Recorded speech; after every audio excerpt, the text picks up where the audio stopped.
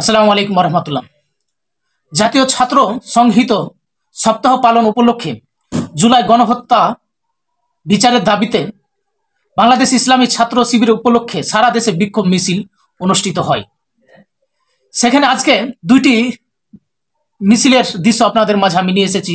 একটি হচ্ছে চট্টগ্রামের, আর একটি হচ্ছে ঢাকায়। তো এতদিন যাবৎ স্বৈরাচারী হাসিনার দোসররা বলতো একটা দুটা শিবির ধর, সকাল বিকাল নাস্তা কর। সেই ছাত্র শিবিরকে সকাল বিকাল ধরে নাস্তা করত 17 বছর যাবৎ। তবুও ছাত্র শিবিরের সংখ্যা কমেনি। দিন দিন কত ছাত্র শিবির বৃদ্ধি হয়েছে আজকের এই ভিডিও দেখলে আপনারা বুঝতে পারবেন।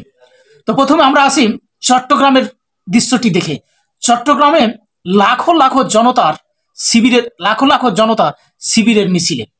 এখানে কিন্তু একটা জিনিস লক্ষ্য করেন যে জামাত শিবিরের মিছিলে, মিটিংয়ে কিন্তু আসলে সবাই যায় না। প্রকৃত পক্ষে তাদেরই লোক থাকে। অন্যান্য দলের যখন মিটিং মিছিল হয় তখন তারা লোক ভাড়া করে, এটারও প্রমাণ আপনারা পেয়েছেন। তো জামাত শিবিরের মিছিলে আসলে তাদের লিগাল লোক, মানে অথেন্টিক, মানে আসলে যারা জামাত শিবির করে তারাই এই মিছিলে যায়, তাদের সমাবেশে যায়। তো আসুন আমরা প্রথমে চট্টগ্রামের এই শিবিরের মিছিলের দৃশ্যটি আমরা দেখে আসি, পরবর্তীতে ঢাকার ইসলামী ছাত্র শিবিরের মিছিলটাও দেখবো। আগে আমরা চট্টগ্রামের দৃশ্যটি দেখে আসি।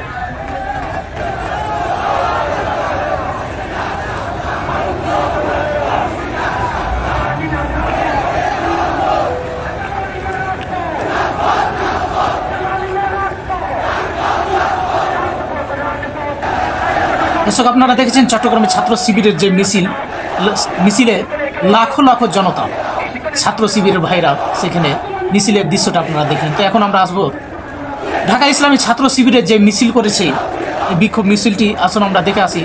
ঢাকা শহরেও মিছিলে, এই যে ছাত্র শিবিরের মিছিলে মুখরিত হয়ে গেছে ঢাকা শহর, সেই দৃশ্যটি আসুন আমরা এখন দেখে আসি।